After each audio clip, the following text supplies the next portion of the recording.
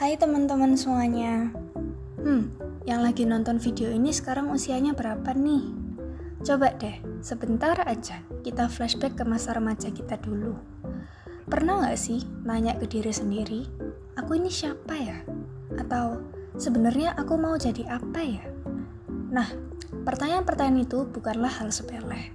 Itu justru tanda kalau seseorang sedang berada dalam proses pembentukan identitas.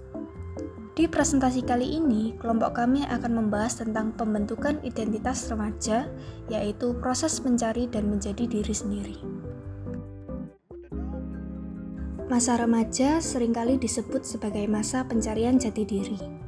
Pada fase ini, individu mulai mempertanyakan siapa dirinya, nilai apa yang diyakini, serta arah hidup yang ingin dituju.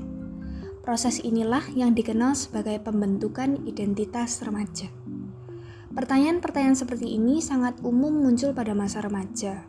Kebingungan tersebut bukanlah tanda kelemahan, melainkan bagian normal dari proses perkembangan identitas. Pembentukan identitas remaja merupakan proses yang kompleks dan multidimensional. Identitas tidak hanya dibentuk oleh faktor internal seperti nilai dan emosi, tetapi juga oleh faktor eksternal, terutama lingkungan sosial. Proses ini melibatkan eksplorasi diri, pengambilan keputusan, serta interaksi sosial yang terus berlangsung. Berbagai perspektif memandang identitas secara berbeda.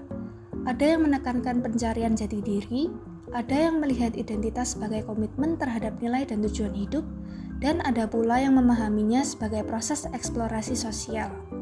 Oleh karena itu, kajian ini bertujuan untuk menemukan definisi pembentukan identitas remaja yang paling komprehensif.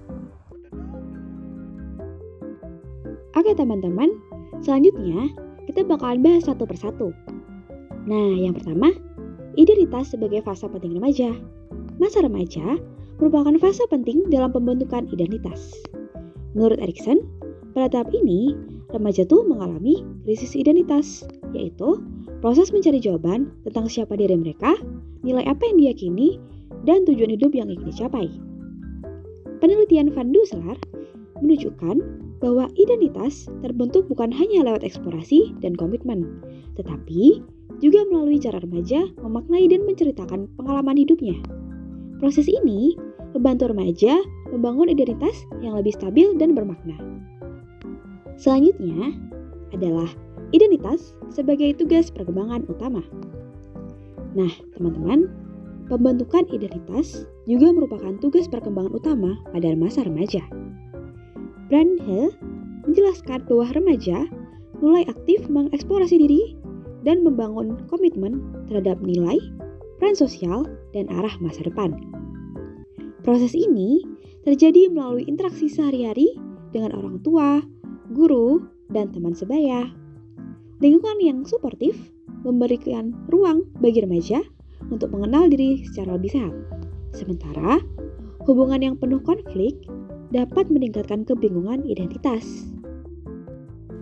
Identitas sebagai proses integrasi terbagi atas dua, yaitu yang pertama, identitas terbentuk melalui integrasi pengalaman pribadi dan umpan balik sosial.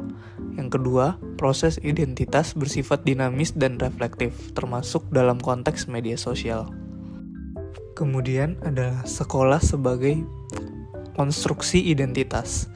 Sekolah merupakan arena sosial penting dalam pembentukan identitas remaja menurut Umar dan Masnawati pada tahun 2024, dan remaja mengembangkan nilai, peran, dan perilaku sosial melalui interaksi di sekolah. Identitas pada remaja itu tidak terbentuk secara instan, tetapi melalui proses eksplorasi. Remaja mencari jati diri dengan mencoba berbagai peran, baik di pergaulan, sekolah, maupun kegiatan lain. Dari situ, mereka mulai mengenali minat, nilai, dan tujuan hidupnya. Proses mencoba dan merefleksikan pengalaman inilah yang membantu remaja memahami siapa diri mereka dan kemana arah hidupnya. Seiring waktu, pemahaman tentang identitas juga berubah. Identitas tidak lagi dipandang hanya sebagai krisis, tapi juga sebagai proses yang terus berkembang. Proses ini penting karena sangat mempengaruhi kesiapan remaja untuk masuk ke tahap dewasa.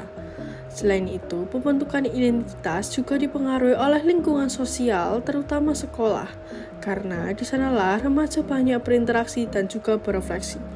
Melalui pengalaman nyata dan refleksi tersebut, identitas remaja terbentuk secara bertahap dan semakin matang. Pada slide ini, saya akan menjelaskan ilustrasi kasus dari tokoh Diana. Diana berada pada fase eksplorasi identitas, yaitu fase di mana remaja mulai mencoba berbagai peran dan cara menampilkan diri untuk memahami siapa dirinya. Di lingkungan sekolah, Diana berperan sebagai ketua kelas dan dikenal sebagai pemimpin yang tegas. Peran ini menunjukkan bagaimana ia membangun identitasnya sebagai sosok yang bertanggung jawab dan memiliki otoritas di lingkungan formal. Namun, di media sosial, Diana menampilkan sisi yang berbeda. Ia menunjukkan dirinya sebagai pencinta seni dan pembuat konten visual. Hal ini menggambarkan bahwa identitas remaja tidak bersifat tunggal, tetapi bisa berbeda tergantung konteks sosialnya. Diana juga menerima respon dan penilaian yang berbeda dari setiap lingkungan. Perbedaan respon inilah yang menjadi bagian penting dalam proses pembentukan identitasnya. Kasus Diana menunjukkan bahwa identitas tidak terbentuk secara instan, melainkan dipengaruhi oleh pengalaman pribadi dan lingkungan sosial di sekitarnya. Respon dari orang lain, baik dari sekolah maupun di media sosial, mendorong Diana untuk kembali merefleksikan peran yang ia jalani. Dari sini, remaja belajar menilai apakah peran tersebut sesuai dengan dirinya atau perlu disesuaikan. Proses ini menegaskan bahwa pembentukan identitas merupakan proses yang berkelanjutan. Identitas tidak terbentuk secara langsung, tetapi melalui pengalaman, interaksi sosial, dan evaluasi diri yang terus berlangsung seiring berjalannya waktu. Dapat disimpulkan bahwa pembentukan identitas remaja merupakan proses yang kompleks, dinamis, dan berlangsung berkelanjutan.